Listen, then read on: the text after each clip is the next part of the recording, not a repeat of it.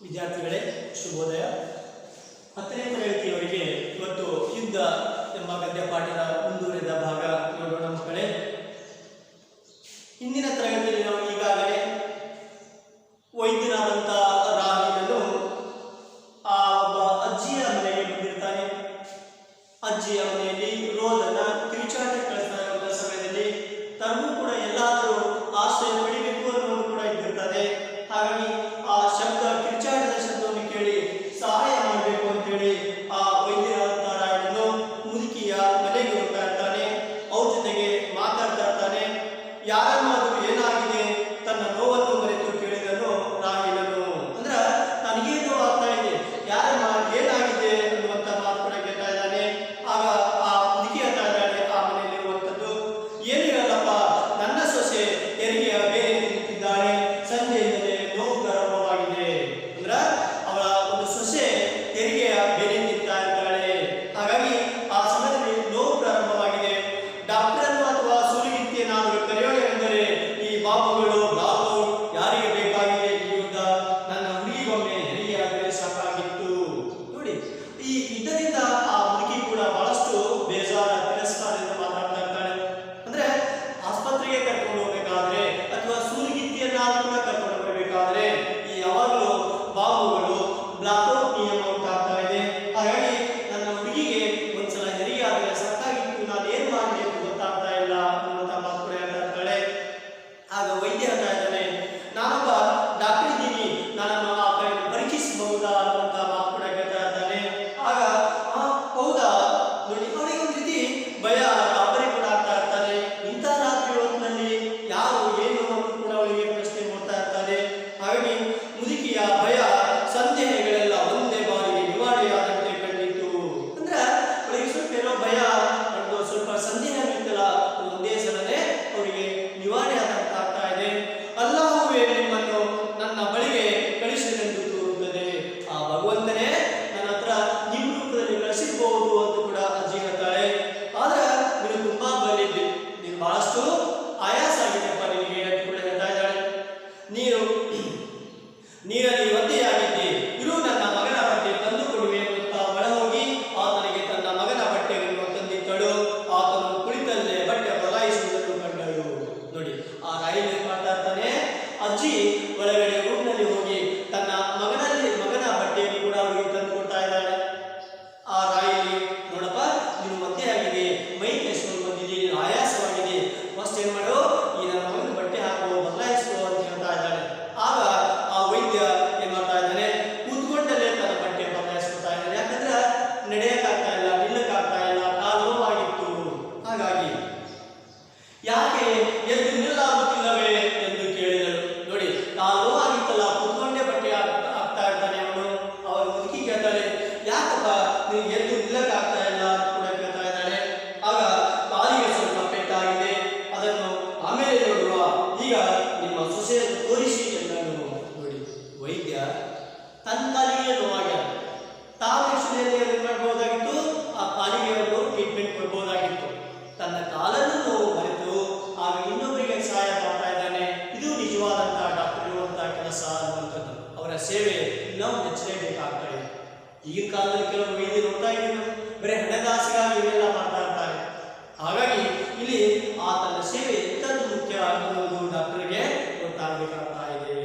ಆಗ ಮುದುಕಿ ದೀಪ ಹಿಡಿದುಕೊಂಡು ಒಳಗಿನ ಮಲಗುವ ಕೋಣೆಗೆ ಹೋದಳು. ನೋಡಿ, ಆಗ ಕತ್ಲಿತ್ತು, ಕರೆಂಟ್ ಇರಲಿಲ್ಲ.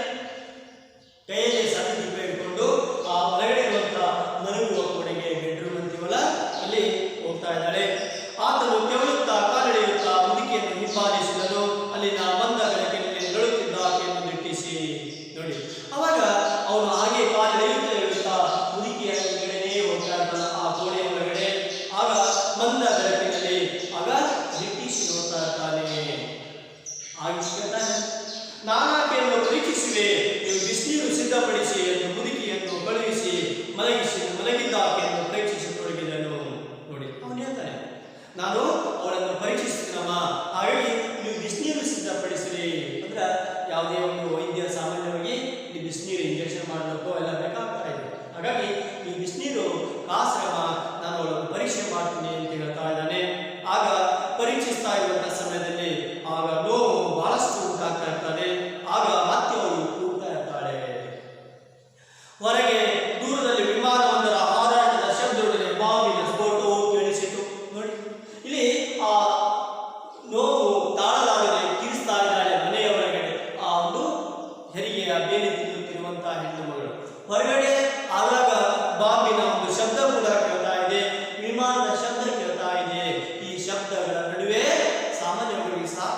ಇದೆ.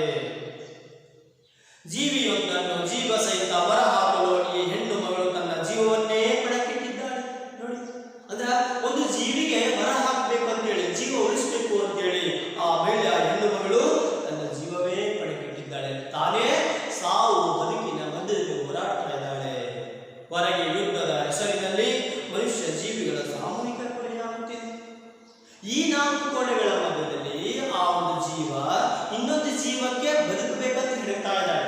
ಆದ್ರೆ ಹೊರಗಡೆ ಏನಾಗ್ತಾ ಇದೆ, ಅದೇ ಒಂದು ಜೀವ ಕಳ್ಕೊಳ್ಳಕ್ಕೆ ಯುದ್ಧದ ಹೆಸರಿನಲ್ಲಿ ಮನುಷ್ಯ ಜೀವಿಗಳ ಸಾಮೂಹಿಕ ಕೊಲೆಯಾಗ್ತಾ ಇದೆ. ನೋಡಿ ಮಕ್ಕಳೇ, ಒಂದ್ ಕಡೆ ಒಂದು ಜೀವ ಉಳಿಸಿ ಪ್ರಯತ್ನ ಮಾಡ್ತಾ ಇದೆ, ಇನ್ನು ಕೂಡ ಒಂದ್ ಕಡೆ ಜನ ಸಾಯ್ತಾ ಇದ್ದಾರೆ.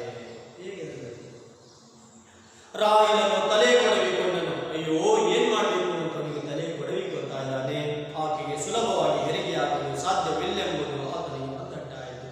ಪರೀಕ್ಷೆ ಮಾಡಿ ನೋಡ್ತಾನೆ, ಇವಳಿಗೆ ಅಷ್ಟೊಂದು ಸುಲಭವಾಗಿ ಹೆರಿಗೆ ಆಗಲ್ಲ ಅನ್ನೋದು ಆ ಡಾಕ್ಟರ್ಗೆ ಗೊತ್ತಾಗ್ತಾ ಇದೆ. ಮಕ್ಕಳೇ, ಕೂಡಲೇ ಆಕೆಯನ್ನು ಆಸ್ಪತ್ರೆಗೆ ಸೇರಿಸಿದರೆ ಮಾತ್ರ ಆಕೆ ಮತ್ತು ಮಗು ಇಬ್ಬರೂ ಬದುಕುವುದು ಸಾಧ್ಯ. ಅಂದ್ರೆ ಬೇಗ ಆಸ್ಪತ್ರೆಗೆ ತಗೊಂಡೋದ್ರೆ ಮಾತ್ರ ಆ ಮಗುವಿಗೂ ಬದುಕಿಸಬಹುದಾಗಿತ್ತು, ಅವಳಿಗೂ ಕೂಡ ಬದುಕಿಸಬಹುದಾಗಿತ್ತು. ಆದರೆ ಅಂತ ರಾತ್ರಿ ಆಸ್ಪತ್ರೆಗೆ ಒಯ್ದು ಅಸಾಧ್ಯವಾದ ಮಾತಾಗಿತ್ತು. ಹಾಗಾಗಿ ಅದು ಕೂಡ ಈ ಹೊತ್ತಿನಲ್ಲಿ ಅಸಾಧ್ಯವೇ. ಬಹಳ ಹೊತ್ತಿನ ಪ್ರಯತ್ನದ ಬಳಿಕ ಆತನು ಮಗುವನ್ನೇನೋ ಹೊರ ತೆಗೆದನು, ಆದರೆ ಅದು ನಿರ್ಜೀವವಾಗಿತ್ತು. ಬಹಳ ಪ್ರಯತ್ನ ಮಾಡ್ತಾರೆ, ತನ್ನ ಕೈ ಮೀರಿ ಪ್ರಯತ್ನ ಮಾಡ್ತಾರೆ ಆ ಡಾಕ್ಟರ್. ಮಗುವನ್ನು ಹೊರ ತೆಗೆದ, ಆದ್ರ ಈ ಹೆಣ್ಮಗಳನ್ನು ಕೂಡ ಉಳಿಸ್ತಾರೆ. ಆದ್ರ ಆ ಮಗುವನ್ನು ಜೀವಂತವಾಗಿ ಉಳಿದಾಗಲಿಲ್ಲ, ನಿರ್ಜೀವವಾಗಿತ್ತು. ಅಂದ್ರೆ ಆ ಮಗು ಸತ್ತು ಹೋಗಿತ್ತು ಮಕ್ಕಳೇ, ಜೀವ ಇರಲಿಲ್ಲ. ಮುದುಕಿ ಮತ್ತು ಸೊಸೆಯ ರೋದನ ಮನೆಯ ಮೂಲೆ ಮೂಲೆಗಳನ್ನು ಪ್ರತಿಧ್ವನಿಸಿತು. ಮುದುಕಿ ಮತ್ತು ಅವರ ಸೊಸೆ ಬಹಳ ಅಳ್ತಾ ಇದ್ದಾರೆ. ಹಾಗಾಗಿ ಆ ಮೂಲೆ ಮೂಲೆಗಳಲ್ಲಿ ಆಳ ಕಿರುಚಾಟದಿಂದ ಅಳ್ತಾ ಇದ್ದಾರೆ. ಆ ಶಬ್ದ ಬರ್ತಾ ಇತ್ತು. ಇಷ್ಟು ವರ್ಷಗಳಿಂದಲೂ ಹಂಬಲಿಸಿ ಹುಟ್ಟಿದ ಮಗು ಕೊನೆಗೂ ದಕ್ಕಲಿಲ್ಲವಲ್ಲ. ಅಂದ್ರೆ ಇಷ್ಟು ವರ್ಷದಿಂದ ಭಯ ಭಕ್ತಿಯಿಂದ ಏನೋ ಮಾಡಿ ಆ ಮಗು ಜನಿಸ್ತದೇ ತಳಾಸೆ ಕೊಟ್ಟಿರ್ತಾರೆ. ಹಾಗಾಗಿ ಅದು ಕೂಡ ಇವತ್ತು ಹುಟ್ಟಿದ ಕೂಸು ದಕ್ಕಲಿಲ್ಲ ಅಳ್ತಾ ಇದ್ದಾರೆ. ಈ ಯುದ್ಧವಲ್ಲದೆ ಹೋಗಿದ್ದರೆ ನನ್ನ ಮಗುವನ್ನು ಹೇಗಾದರೂ ಬದುಕಿಸಿಕೊಳ್ಳುತ್ತಿದ್ದೇವಲ್ಲ ದೇವರೇ, ಈ ಮನುಷ್ಯನಿಗೆ ಎಂಥ ಬುದ್ಧಿ ಕೊಡುತ್ತೀಯಾ ಎಂದು ಮುದುಕಿ ಎದೆ ಬಿಟ್ಟುಕೊಂಡು ಅಳುತ್ತಾ ಸೊಸೆಗೆ ಸ್ನಾನ ಮಾಡಿಸಿ ಒಂದೆಡೆ ಮಲಗಿಸಿದಳು. ನಿರ್ಜೀವ ಮಗುವಿಗೂ ಸ್ನಾನ ಮಾಡಿಸಿ ಬಟ್ಟೆ ಸುತ್ತಿದಳು. ಅಂದ್ರ ಈ ಯುದ್ಧದಿಂದಾಗಿ ಎಂತ ಈ ಮನುಷ್ಯನಿಗೆ ಬುದ್ಧಿ ಕೊಟ್ಟಿಲ್ಲಪ್ಪ, ಯುದ್ಧ ಇಲ್ಲಾಂದ್ರೆ ನನ್ನ ಮಗುವನ್ನು ನಾನು ರಕ್ಷಿಸಬಹುದಾಗಿತ್ತಲ್ಲ, ಹಾಗಾಗಿ ಎಂತ ಬುದ್ಧಿ ಕೊಟ್ಟಪ್ಪ ಅಂತೇಳಿ ಭಗವಂತನಿಗೆ ಒಂದು ರೀತಿ ಬೈತಾ ಇದ್ದಾಳೆ, ಎದೆ ಬಡಿಕೊಂಡು ಅಳ್ತಾ ಇದ್ದಾಳೆ. ಕೊನೆಗೆ ತಾನೇ ಒಂದು ಧೈರ್ಯವನ್ನು ಕೇಳಿಕೊಂಡು ಮುದುಕಿ ಏನ್ ಮಾಡ್ತಾ ಇದ್ದಾಳೆ, ಸೊಸೆಗೆ ಕೂಡ ಸ್ನಾನ ಮಾಡಿಸ್ತಾ ಇದ್ದಾಳೆ. ಆ ಮಗುವಿಗೆ ಕೂಡ ಏನ್ ಮಾಡ್ತಾ ಇದ್ದಾಳೆ, ಒಂದು ಸ್ನಾನ ಮಾಡಿಸಿ ಬಟ್ಟೆಯಲ್ಲಿ ಸುತ್ತಾ ಇದ್ದಾಳೆ. ಸತ್ತ ಮಗುವಿಗೆ ಸಾಮಾನ್ಯವಾಗಿ ಬಟ್ಟೆಯಲ್ಲಿ ಸುತ್ತಾ ಇದ್ದಾಳೆ. ಹೀಗೆ ರಾಯಣನು ಕೋಣೆಯಿಂದ ಹೊರಬಂದು ತನ್ನ ಕಾಲಿನ ಆರೈಕೆ ಪ್ರಾರಂಭಿಸಿದನು. ನೋಡಿ, ಇಲ್ಲಿ ಇದು ಮೆಚ್ಚಬೇಕು ನಾವು ಮಕ್ಕಳೇ. ತಾನೇ ಸಾವಿನ ಅಥವಾ ತಾನೇ ಕಷ್ಟ ಅನುಭವಿಸ್ತಾ ಇದ್ದಾನೆ, ತನ್ನ ನೋವನ್ನು ಬಿಟ್ಟು ಅಲ್ಲಿ ಒಂದು ಪ್ರಾಣ ಉಳಿಸ್ತಾ ಇದ್ದಾನೆ ಡಾಕ್ಟರ್. ಇಂಥವ್ರು ನಾವು ದೂರಕ್ಕೆ ಒಬ್ಬರಂತ ಹೇಳ್ಬೋದು ಈಗಿನ ಕಾಲಕ್ಕೆ. ಬಹಳ ಜನ ಅದು ಕೂಡ ಕಡಿಮೆ ಆಗಿದೆ, ಬರೀ ಹಣಕ್ಕಾಗಿ ಅವರು ಕೂಡ ಸೇವೆ ಮಾಡ್ತಾ ಇದ್ದಾರೆ. ಈ ಸದ್ಯವನ್ನು ಪರಿಸ್ಥಿತಿ ಬಂದಿದೆ. ಆದ್ರೆ ರಾಯಣನು ಆ ಒಂದು ಜೀವವನ್ನು ಉಳಿಸ್ತಾ ಇದ್ದಾನೆ. ಆಗ ನಂತರ ತನ್ನ ಕಾಲಿನ ಆರೈಕೆ ಮಾಡುತ್ತಾ ಇದ್ದಾನೆ. ಮುದುಕಿಯಿಂದ ಒಂದೆರಡು ಪಟ್ಟು ಹಲಗೆಯ ತುಂಡುಗಳನ್ನು ಪಡೆದುಕೊಂಡು ಕಾಲಿನ 2 ಭಾಗವಿಟ್ಟು ಬಟ್ಟೆಯಿಂದ ಬಲವಾಗಿ ಬಿಗಿದನು. ಎಲುಬು ತುಂಡಾಗಿಲ್ಲವೆನಿಸಿತು. ನೋಡಿ, ಆ ಮುದುಕಿ ಕಡೆಯಿಂದ 2 ಏನ್ ಮಾಡ್ತಾ ಇದ್ದಾನ, ಪುಟ್ಟ ಹಲಗೆ ತುಂಡುಗಳನ್ನು, ಅಂದ್ರೆ ಎಲುಬು ಮುದ್ದಿತ್ತು ಅಂತೇಳಿ ಅದು ಹಾಕಿ 2 ಕಾಲು ಭಾಗ ಇಟ್ಕೊಂಡು ಬಿಗಿಯಾಗಿ ಹಿಡಿದು ಕಟ್ತಾ ಇರ್ತಾನೆ. ಆದ್ರ ಎಲುಬು ಮೋಸ್ಟ್ಲಿ ಕಟ್ ಆಗಿಲ್ಲ, ಅಂದ್ರೆ ಮುರಿದಿಲ್ಲ ಅಂತ ಅನಿಸ್ತಾ ಇದೆ ಅವನಿಗೆ. ಅನಂತರ ಏನ್ ಮಾಡ್ತಾ ಇದ್ದಾನೆ, ಅಮ್ಮ, ನಾನು ಬರುವುದು ಕೊಂಚ ತಡವಾಗಿದ್ದರೂ ನಿಮ್ಮ ಸೊಸೆಯೂ ಉಳಿಯುತ್ತಿರಲಿಲ್ಲ. ಹೇಗೋ ಸೊಸೆಯನ್ನು ಬದುಕಿಸಿದೆ. ಈಗ ನನಗೆ ತುಂಬಾ ಸುಸ್ತು, ಮಲಗಲು ಒಂದಷ್ಟು ಜಾಗ ಹೇಳ್ತಾ ಇದ್ದಾನೆ. ಅಮ್ಮ, ನಾನು ಬರುವುದು ಸ್ವಲ್ಪ ತಡವಾಗಿದ್ರು ಕೂಡ ನಿನ್ನ ಮಗು ಏನೋ ಸತ್ತಿದೆ, ಆದ್ರೆ ಸೊಸೆನೂ ಕೂಡ ಉಳಿತಾ ಇರಲಿಲ್ಲ. ಹಾಗಾಗಿ ನಿನ್ನ ಸೊಸೆಯಾದ ಉಳಿಯಾಳೆ ತಾಯಿ ಎನ್ನುವಂತ ಮಾತಾಡ್ತಾ ಇದ್ದಾನೆ. ಈಗ ನನಗೆ ಬಹಳ ಸುಸ್ತಾಗಿದೆ, ಇವತ್ತು ರಾತ್ರಿ ಹೊತ್ತಲ್ಲಿ ನಾನು ಇಲ್ಲೇ ಸ್ವಲ್ಪ ಮಲಗಲು ಜಾಗ ಕೊಡಿ, ವಿಶ್ರಾಂತಿಗೆ ಕೂಡ ಕೇಳ್ತಾ ಇದ್ದಾನೆ. ನೋಡಿ, ಸಹಾಯ ಮಾಡಿದವನಿಗೆ ನಾವು ಸ್ವಲ್ಪ ಸಹಾಯ ಮಾಡಲಿಕ್ಕೆ ಏನು ಕಷ್ಟ ಇಲ್ಲ. ಯಾರಾದ್ರೂ ನಮ್ಮ ಕಷ್ಟ ಕಾಲದಲ್ಲಿ ಬಂದು ನಮ್ಗೆ ಸಹಾಯ ಮಾಡಿದ ನಂತರ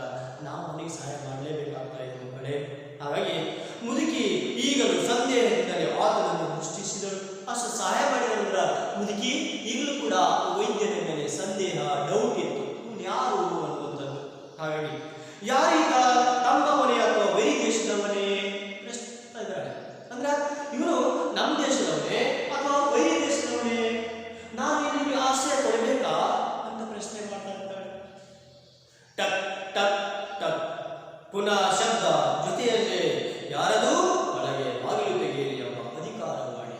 ನೋಡಿ, ಅಂದ್ರೆ ಯಾರೋ ಒಬ್ರು ಬಾಗಿಲು ಬಂದು ಬಡಿತಾ ಇದ್ದಾರೆ, ಟಕ್ ಟಕ್ ಟಕ್ ಅಂತ. ಜೊತೆಗೆ ಯಾರದು ಬಾಗಿಲು ತೆಗೆಯಿರಿ ಅಂತ ಕೂಡ ಹೇಳ್ತಾ ಇದ್ದಾರೆ. ಆಗ ಮುದುಕಿಯ ಸಂದೇಹ ನಿಜವಾಗಿತ್ತು. ಮುದುಕಿ ಏನ್ ಡೌಟ್ ಕೇಳಲ್ಲ, ಸಂದೇಹ ಇತ್ತಲ್ಲ, ಅದು ನಿಜವೇ ಆಗಿತ್ತು ಅನ್ನುವಂತ ಮಾತಾಡ್ತಾ ಇದ್ದಾರೆ. ಬಂದಿದ್ದಾತ ತಮ್ಮವನಲ್ಲ, ತಮಗೆ ನಮ್ಮ ದೇಶಕ್ಕೆ ದ್ರೋಹ ಬಗೆಯುವವನು. ಇವರು ಬಂದವನು ನಮ್ಮ ದೇಶದವರಲ್ಲ, ನಮಗೆ ದ್ರೋಹ ಬಗೆಯುವವನು ಅನ್ನುವಂತ ಮಾತಾಡ್ತಾ ಇದ್ದಾರೆ. ಕ್ಷಣಕಾಲ ಆಕೆಯ ಕಣ್ಣುಗಳು ರೋಷದಿಂದ ತೆರಳಿದವು. ಕೆಲವೊಂದು ಸೆಕೆಂಡ್ ನೋಡ್ತಾ ಇದ್ದಾಳೆ, ಅವಳ ಕಣ್ಣು ಕೆಂಪಾಗಿತ್ತು, ಸಿಟ್ಟು ಬಂದಂಗಾಗಿತ್ತು. ನೀವು ನೋಡಿ, ಆಗ ಬಾಗಿಲ ಬಳಿ ಸಮೀಪಿಸುತ್ತಾ ಆಕೆಯ ತನ್ನ ಮುಖ ನೋಡಿದಳು. ಬಾಗಿಲ ಹತ್ರ ಬಂದು ಆ ಮುದುಕಿಯ ಮಾತಾಡೆ ಅವಳ ಮುಖವನ್ನೇ ದಿಟ್ಟಿಸಿ ಮಾತಾಡ್ತಾಳೆ. ಆಗ ಓ, ಈ ಕಣ್ಣುಗಳು ಯುದ್ಧಕ್ಕೆ ಹೋದ ತನ್ನ ಮಗನ ಕಣ್ಣುಗಳಂತೆಯೇ ಇವೆಯಲ್ಲ. ಅಸಹಾಯಕತೆಯ ಆ ದಯನೀಯ ನೋಟ. ಆತ ಬಾಗಿಲು ತೆರೆಯಬೇಡಿ ಎಂದು ಕೈ ಸನ್ನೆ ಮಾಡಿದಳು. ಅವಳು ವಿಚಾರ ಮಾಡಿಕೊಂಡು ನಿಂತಾಗ ಅವನು ಹೇಳ್ತಾನೆ, ಡಾಕ್ಟರ್ ಅಮ್ಮ ಬಾಗಿಲು ತೆಗಿಬೇಡ್ರಿ ಎಂದು ವಿನಂತಿ ಪೂರ್ವಕವಾಗಿ ಕೈ ಸನ್ನೆ ಮಾಡಿ ಹೇಳ್ತಾನೆ. ಬಾಗಿಲು ತೆಗೆಯಿರಿ. ಈ ಬಾರಿ ಗರ್ಜನೆಯಾಗಿ ಬಂದು ಹೊರಗಿನ ಶಬ್ದನಿ ನಿಶಬ್ದವಾಗಿ ರಾಯನನ್ನು ಸೊಸೆಯ ಮಲಗಿದ ಕೋಣೆಗೆ ಕಳಿಸಿ ಮಂಚದಡಿಯನ್ನು ತೋರಿಸಿದಳು. ಬಟ್ಟೆ ಸುತ್ತಿದ ನಿರ್ಜೀವ ಶಿಶುವನ್ನು ಬಾಗಿಲ ಬಳಿ ಮಲಗಿಸಿ ಹೊರ ಬಂದು ಬಾಗಿಲು ತೆರೆದಳು. ನೋಡಿ, ಆಗ ಅವಳು ಕೊನೆಗೆ ಪಾಪ ಏನೋ ಸಹಾಯ ಮಾಡಬೇಕಂತಾಳೆ, ಯಾರಾದರೂ ನಮ್ಗೆ ಸಹಾಯ ಮಾಡಿದ್ದಾನೆ ಅನ್ನೋ ಕಾರಣಕ್ಕಾಗಿ ಅವಳು ನಿಶಬ್ದವಾಗಿ ರಾಯನನ್ನು ತನ್ನ ಸೊಸೆಯು ಮಲಗಿಸಿರುವಂತಹ ಕೋಣೆಗೆ ಕಳಿಸ್ತಾ ಇದ್ದಾಳೆ. ಮಂಚದ ಮೇಲೆ ಸೊಸೆ ಮಲಗಿದಳು, ಮಂಚದ ಕೆಳಗಡೆ ಇವನಿಗೆ ಕಳಿಸ್ತಾ ಇದ್ದಾಳೆ. ನೀವು ಒಳಗಡೆ ಹೋಗಿ ಮಲ್ಕೋ ಅಂತ ಹೇಳ್ತಾ ಇದ್ದಾಳೆ. ಆಗ ಬಟ್ಟೆ ಸುತ್ತಿದ ನಿರ್ಜೀವ ಮಗುವಿತ್ತಲ್ಲ, ಅದು ತಂದು ಬಾಗಿಲ ಹತ್ರ ತಂದು ಮಲಗಿಸ್ತಾ ಇದ್ದಾಳೆ. ಮುಂದೆ ಅಂದ್ರೆ ಅವ್ರು ಬಂದರೂ ಕೂಡ ಹೊರಗಡೆ ಹೋಗದೇ ಇರುವಂಗೆ ವ್ಯವಸ್ಥೆ ಮಾಡಬೇಕು ಅಂತ ಆ ಮುದುಕಿ ವಿಚಾರ ಮಾಡ್ತಾ ಇದ್ದಾಳೆ. ರಾಯನಿಗೆ ರಕ್ಷಣೆ ಕೊಡ್ತಾ ಇದ್ದಾಳೆ. ಅವ್ರ ಕೈಯಲ್ಲಿ ಕೊಡಬಾರದು ಅಂತ ತೀರ್ಮಾನ ಮಾಡ್ತಾ ಇದ್ದಾಳೆ. ಸೈನಿಕರ ಉಡುಪಿನಲ್ಲಿದ್ದ 4-5 ಜನರು, ನೋಡಿ ಅಂದ್ರೆ ಆ ಸೈನಿಕರ ಉಡುಪಿನಲ್ಲೇ ಬಂದಿದ್ರು 4-5 ಜನರು ಮನೆ ಒಳಗಡೆ ಬಂದರು. ಯಾರಾದರೂ ಗಾಯಗೊಂಡ ಸೈನಿಕರು ಈ ಕಡೆ ಬಂದಿದ್ದಾರೆ ಎಂದು ಕೇಳುತ್ತಾ ಅವಳ ನುಗ್ಗಿದ ಮನೆ ಒಳಗಡೆ ಬಂದ್ಬಿಡ್ತಾರೆ. ಅಜ್ಜಿ, ಯಾರಾದರೂ ಗಾಯಗೊಂಡಂತಹ ಸೈನಿಕರು ಇಲ್ಲಿ ಬಂದಿದ್ದಾರೆ ಮನೆಯಲ್ಲಿ ಅಂತ ಒಂದು ಮನೆಯಲ್ಲಿ ಒಳಗಡೆ ಚೆಕ್ ಮಾಡ್ತಾ ಇದ್ದಾರೆ ಎಲ್ಲರೂ ಅನ್ನುವಂಥದ್ದು. ಇಲ್ಲವಲ್ಲ ಮುದುಕಿ ನುಡಿದಳು. ಇಲ್ಲ, ಇಲ್ಲಿ ಯಾರು ಬಂದಿಲ್ಲಲ್ಲ ಅಂತ ಮುದುಕಿ ಕೂಡ ನುಡಿತಾ ಇದ್ದಾಳೆ. ನಮ್ಮವರೇ ಅಥವಾ ಆ ಕಡೆಯವರೇ ಎಂದು ಕೇಳಿದಳು. ನೋಡಿ, ನಮ್ಮ ದೇಶದವರೇ ಅಥವಾ ಆ ದೇಶದವರ ಅನ್ನೋದು ಕೂಡ ಮುದುಕಿ ಪ್ರಶ್ನೆ ಮಾಡ್ತಾ ಇದ್ದಾಳೆ ವಾಪಸ್ ಅವರಿಗೆ. ಆ ಕಡೆಯವರು, ನಮ್ಮ ಮೇಲೆ ದಾಳಿ ಮಾಡಲು ಬಂದವರು, ಅಷ್ಟರಲ್ಲಿ ನಾವು ವಿಮಾನವನ್ನು ಹೊಡೆದುಳಿಸಿದೆವು ಎಂದು ಒಬ್ಬನೆಂದಾಗ ಇನ್ನೊಬ್ಬನು ಆ ದೇಶದವರು, ಅಂದ್ರೆ ವಿಮಾನ ನಾವು ಹೊಡೆದುಳಿಸಿದ್ದೀವಿ, ಅಲ್ಲಿ ಯಾರಾದರೂ ಬದುಕಿ ಉಳಿದಿದ್ರು ಅವರಿಗೆ ಬಂದಿದ್ದಾರೆ ಎನ್ನುವಂತೆ ಕೂಡ ಒಬ್ಬ ಹೇಳ್ತಾ ಇದ್ದಾನೆ.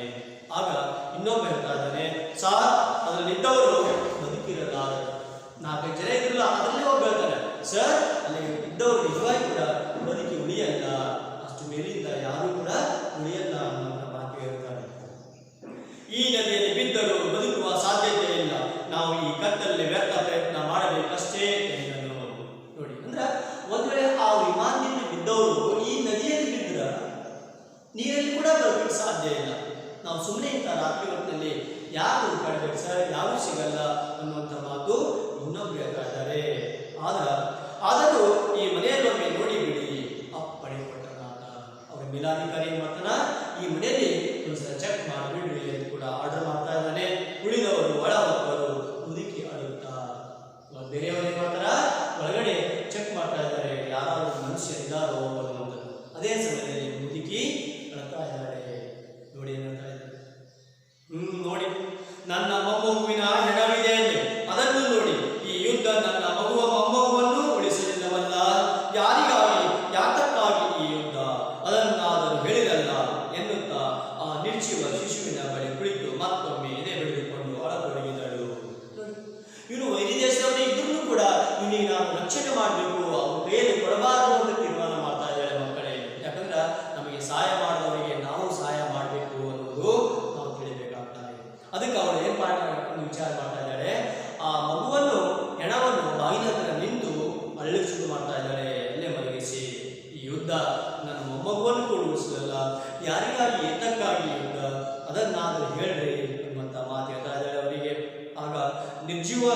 ಸತ್ತಂತ ಮಗುವಿನ ಮೇಲೆ ಕೂತ್ಕೊಂಡು ಎದೆ ಬಡಿದುಕೊಂಡು ಅಳ್ತಾ ಇರ್ತಾಳೆ. ಬಂದವರು ಮಗುವಿನ ಮೃತದೇಹವನ್ನು ದಿಟ್ಟಿಸಿದರು. ಕೋಳಿಯಲ್ಲಿ ಹಿಡಿದ ಹಸಿ ನೆತ್ತರ ವಾಸನೆ ಅವರ ಮೂಗಿಗೆ ಬಡಿಯಿತು. ಬಂದವರು ನಿಶಬ್ದವಾಗಿ ಹೊರ ನಡೆದರು. ನೋಡಿ, ಆ ಬಂದವರು ಏನ್ ಮಾಡ್ತಾ ಇದ್ದಾರೆ, ಆ ಮಗುವಿನ ಮೃತದೇಹ ಅಲ್ಲೇ ಪಾಪ ಬಿದ್ದಿತ್ತು, ಮಗು ಅಲ್ಲ ಸತ್ತು, ಅದು ನೋಡ್ತಾ ಇದ್ದಾರೆ. ಹಾಗೆ ಕೋಳಿಯಲ್ಲಿ ಎಲ್ಲಿ ಬೇಕಲ್ಲಿ ರಕ್ತದ ವಾಸನೆ ಬರ್ತಾ ಇತ್ತು. ಅದು ನೋಡಿ ಅವರು ಮೂಗನ್ನು ಮುಚ್ಕೋತಾ ಇದ್ದಾರೆ, ನಿಶಬ್ದವಾಗಿ ಹೊರಗಡೆ ಹೋಗ್ತಾ ಇದ್ದಾರೆ. ಅಯ್ಯೋ, ಇಂಥ ಪರಿಸ್ಥಿತಿಯಲ್ಲಿ ನಾವೇನು ಒಂದು ಚೆಕ್ ಮಾಡಬೇಕು ಮನೆ ತುಂಬ ಅನ್ನೋದು ಅವರಿಗೂ ಕೂಡ ಒಂದು ರೀತಿ ದುಃಖ ಆಗಿ ವಾಪಸ್ ಹೋಗ್ತಾ ಇದ್ದಾರೆ. ಬಳಿಕ ಆಕೆ ರಾಯಲನ್ನು ಹೊರಗೆ ಕರೆದು ಒಂದು ಕೋಣೆ ತೋರಿಸಿ ಅನಂತರ ಆಚೆ ಏನ್ ಮಾಡ್ತಾಳೆ, ಅವರು ಹೊರಗೆ ಹೋದ ಮೇಲೆ ಅವಳು ರಾಯಲನ್ನು ಕರೀತಾ ಇರ್ತಾಳೆ. ಈ ರಾತ್ರಿಯನ್ನು ಈ ಕೋಣೆಯಲ್ಲಿ ಕಳೆಯಿರಿ, ನಾಳೆ ಬೇರೆ ಏನಾದರೂ ಏರ್ಪಾಡು ಮಾಡುವ ಎಂದಳು. ಇವತ್ತಿನ ದಿನ ಈ ಕೋಣೆಯಲ್ಲಿ ನೀವು ವಿಶ್ರಾಂತಿ ಮಾಡಿ, ನಾಳೆ ಮತ್ತೆ ಏನಾದರೂ ಏರ್ಪಾಡು ಮಾಡೋಣ ಅನ್ನುವಂಥ ಮಾತು ಕೂಡ ಆ ಮುದುಕಿ ರಾಯಲನಿಗೆ ಹೇಳ್ತಾ ಇದ್ದಾಳೆ. ಒಂದೆರಡು ದಿನಗಳಲ್ಲಿ ಪರಸ್ಪರರಲ್ಲಿ ವಿಶ್ವಾಸ ಮೂಡಿತು. ಇಬ್ಬರು ಪರಸ್ಪರರಲ್ಲಿ ಸುಖ ದುಃಖಗಳನ್ನು ಹಂಚಿಕೊಂಡರು. ಮುದುಕಿಯ ಮೊದಲು ತನ್ನ ಕಡತ ಬಿಚ್ಚಿದಳು.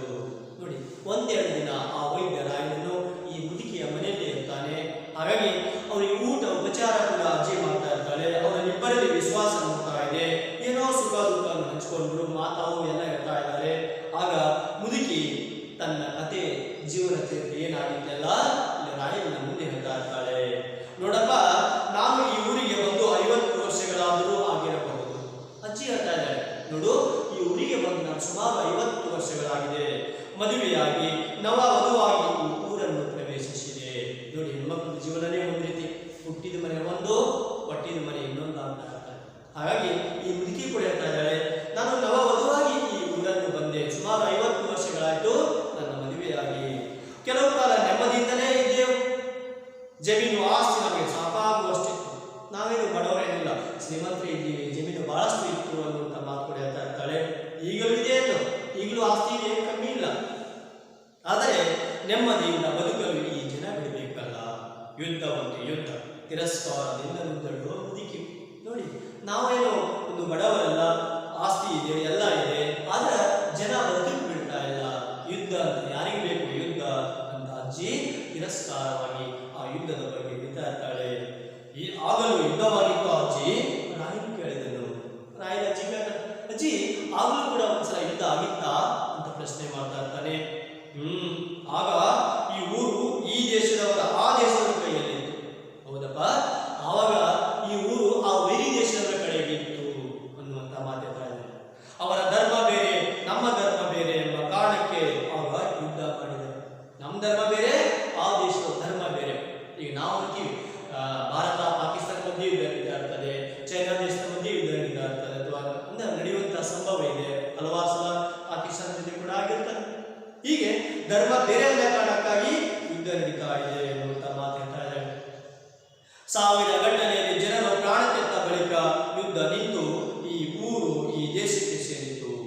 ಸಾವಿರಗಟ್ಟಲೆ ಜನ ತಮ್ಮ ಪ್ರಾಣವನ್ನು ಕಳ್ಕೊಂಡ ಮೇಲೆ ಈ ಊರು ಈ ದೇಶಕ್ಕೆ ಸೇರಿದೆ ಅಂತ ಹೇಳ್ತಾ ಇದ್ದಾರೆ.